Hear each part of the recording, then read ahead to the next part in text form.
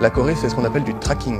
Le tracking fait partie des solutions qui ont été retenues par un certain nombre de pays. Donc nous aurons fait le choix de travailler en lien avec eux pour regarder ces solutions. Si nous avons l'accès à des masques, nous encouragerons effectivement le grand public, s'il le souhaite, à porter des masques. La question des masques en population générale ne se pose pas de manière immédiate. Il n'y a pas de preuve du fait que le port du masque en population générale apporterait un bénéfice. Les masques et le traçage numérique de la population, on en parle tout de suite dans le numéro 72 du Petit Coup de Bourbon.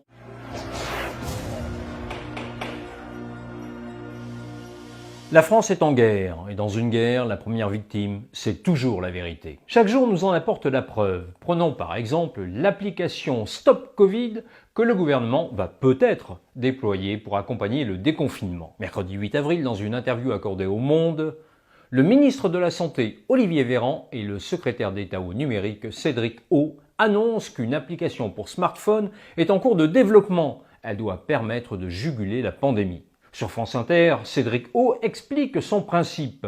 C'est de vous prévenir si vous avez été en contact dans les jours précédents avec une personne qui s'est ensuite déclarée Covid+, c'est-à-dire testé positif au coronavirus, de telle manière que vous puissiez vous-même prendre les dispositions, c'est-à-dire aller vous faire tester et le cas échéant vous confiner. Concrètement, les téléphones se signaleront les uns aux autres par Bluetooth. En cas de contamination, cela permettra de remonter la chaîne des individus croisés par le porteur du virus. Cédric O assure que cette application ne viole en aucun cas nos libertés fondamentales ou le secret médical. C'est-à-dire que ce sont des données anonymisées qui sont effacées au bout d'un certain temps, que l'application sera installée de manière volontaire et que personne ne pourra retracer ni qui a été infecté, ni qui a infecté qui. Il n'empêche, cette application est un premier pas dans la mise en place d'un système général de surveillance numérique de la population, au moment où celle-ci est dans un état de vulnérabilité extrême et se voit donc plus réceptive aux solutions sécuritaires. Qu'importe l'application en elle-même, ce qui est en cause, c'est le précédent qu'elle instaure. S'il devient légitime de traquer les individus pour lutter contre la pandémie, alors demain, il sera légitime de surveiller nos allées et venues pour un tout autre motif. On a déjà vu comment les dispositions de l'état d'urgence, proclamées au lendemain de l'attentat contre le Bataclan, ont fini par se retrouver, pour l'essentiel, dans le droit commun. Chose inhabituelle, le premier tir de barrage est venu des rangs de La République En Marche. Stéphane Séjourné, député européen, ancien conseiller politique d'Emmanuel Macron, Guillaume Chiche, député des Deux-Sèvres, Sacha Houlier, député de la Vienne, ou encore Pierre Persson, délégué général adjoint des Marcheurs, ont dénoncé un projet qu'ils jugent dangereux. La chose méritait d'être signalée et saluée. Olivier Véran aurait pu être de ceux-là. Écoutez-le répondre à la députée de la France Insoumise, Danielle Obono, le 25 mars. La Corée fait ce qu'on appelle du tracking. La Corée a équipé tous les téléphones et les données personnelles de ce qui était nécessaire pour prévenir tout l'entourage lorsqu'une personne était malade. Est-ce que vous êtes prête, Madame Obono, à avoir ce débat dans le cadre de cette Assemblée nationale? Est-ce que vous êtes prête, Madame Obono, à suivre la Corée jusqu'au bout de sa démarche? Moi, je n'en suis pas convaincu et à titre personnel, je vous le dis, non plus. Déconcertant, n'est-ce pas? Dans l'entretien accordé au Monde, il justifie ainsi sa volte-face. Je me suis déclaré très sceptique sur l'utilisation d'un tracking numérique avec un modèle qui informerait systématiquement de toute personne de votre entourage ou de vos contacts présentant des symptômes de la maladie. Aujourd'hui, notre réflexion est sur la base du volontariat. Elle est compatible avec le droit européen des données personnelles, avec des données anonymisées. Naïveté ou capitulation, chacun appréciera. Cet étrange virus du revirement a également frappé Christophe Castaner. Interrogé dans l'émission Vous avez la parole sur France 2 le 26 mars, il affichait ses réticences à l'égard du tracking. Ça n'est pas notre souhait, nous n'y travaillons pas.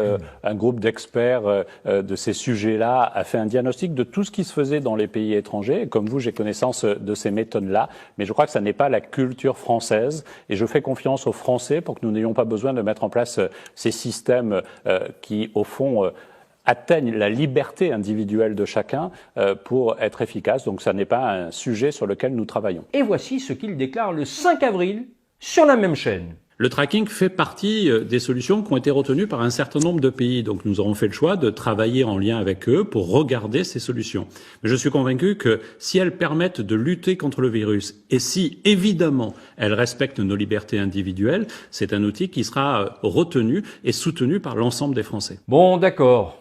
C'est Christophe Castaner. Et le Premier ministre dans cette affaire? il cultive le flou artistique.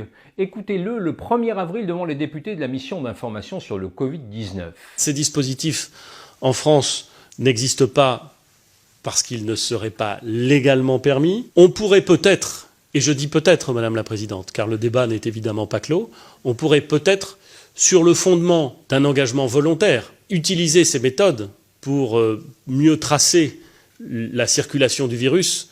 Et nous n'avons pas d'instrument légal et nous ne travaillons pas aujourd'hui sur des instruments qui rendraient obligatoire ce tracking. Sur la base du volontariat, nous dit le Premier ministre, il ne faut pas prendre les enfants du bon Dieu pour des canards sauvages. Si demain, le gouvernement déclare que le confinement est levé pour tous ceux qui ont téléchargé l'application, que restera-t-il du consentement libre et éclairé des citoyens? Cette application n'est pas le seul exemple d'enfumage. Ainsi, après bientôt 4 semaines de confinement, il est impossible d'avoir une réponse claire de l'exécutif sur le port du masque en population générale. Souvenez-vous, au début, le discours, c'était ça. Les Français ne pourront pas acheter de masques dans les pharmacies parce que ce n'est pas nécessaire quand on n'est pas malade. On est principalement contaminé par gouttelettes, autrement dit par le fait qu'il y ait qu'on tousse, qu'on éternue, qu'on postillonne éventuellement.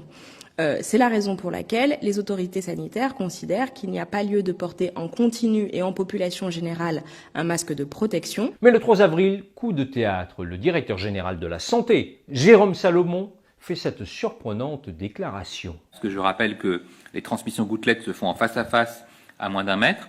Et donc, si nous avons l'accès à des masques, nous encouragerons effectivement le grand public, s'il le souhaite, à porter des masques, en particulier ces masques alternatifs qui sont en cours de production. En fait, Jérôme Salomon ne fait que suivre les recommandations de l'Académie de médecine. Dans un avis rendu le 2 avril, celle-ci préconise le port du masque pour l'ensemble de la population.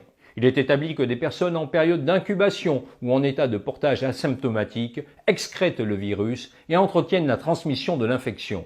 En France, dans ce contexte, le port généralisé d'un masque par la population constituerait une addition logique aux mesures barrières actuellement en vigueur. La veille, Édouard Philippe a pris les devants. S'exprimant devant les députés de la mission d'information sur le Covid, il annonce que le gouvernement a lancé la fabrication de 2 nouvelles catégories de masques. Nous avons encouragé vivement l'industrie française à produire des masques alternatifs, des masques qui s'appellent les masques de catégorie 3 et de catégorie 4, qui sont des masques en tissu, mais qui répondent à des spécifications de production et d'usage qui permettront de garantir la sécurité de tous ceux qui travaillent avec ces masques, mais qui ne sont pas en contact, comme les soignants, avec un très grand nombre de malades. Nous avons 179 entreprises au total qui s'engagent à la production de ces masques alternatifs, dont certains pourront être lavables au moins 5 fois et permettront donc d'atteindre une capacité quotidienne de production d'1 million de masques d'ici fin avril. C'est aussi avec ces masques que nous allons pouvoir faciliter le retour au travail, le déconfinement, la poursuite de l'activité économique. 1 million par jour, fin avril. La France compte 67 millions d'habitants. Même si les masques peuvent être réutilisés jusqu'à 5 fois, on est très loin du compte.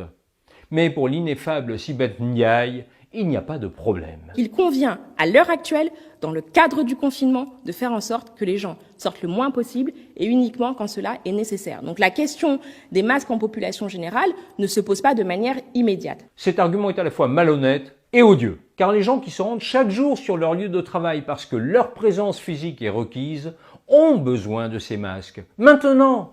Pour sa défense, Matignon invoque les recommandations de l'Organisation mondiale de la santé. L'OMS a rappelé le lundi 30 mars 2020 sa doctrine concernant les masques. On nous a beaucoup critiqué sur les éléments, mais je me permets de citer le docteur Mike Ryan, que je ne connais pas personnellement, mais qui est directeur exécutif de l'OMS pour les programmes d'urgence. Que dit-il? Le 30 mars, c'est-à-dire finalement il y a 2 jours. Il dit « Il n'y a pas de preuve du fait que le port du masque en population générale apporterait un bénéfice. Ce serait même plutôt le contraire à cause des mauvaises utilisations. » Ce n'est pas moi qui le dis. C'est le directeur exécutif de l'OMS pour les programmes d'urgence. Le principe de précaution voudrait que le gouvernement optât pour la plus prudente des recommandations, autrement dit celle de l'Académie de médecine. Mais comme il est incapable de fournir des masques en quantité suffisante, quelle que soit la catégorie, il s'abrite derrière le paravent de l'Organisation mondiale de la santé. Que le gouvernement n'ait pas toutes les réponses, on pourrait l'entendre. Qu'il tente de nous faire croire le contraire, au mépris des faits, est insupportable, surtout lorsque son imprévoyance se solde par des morts.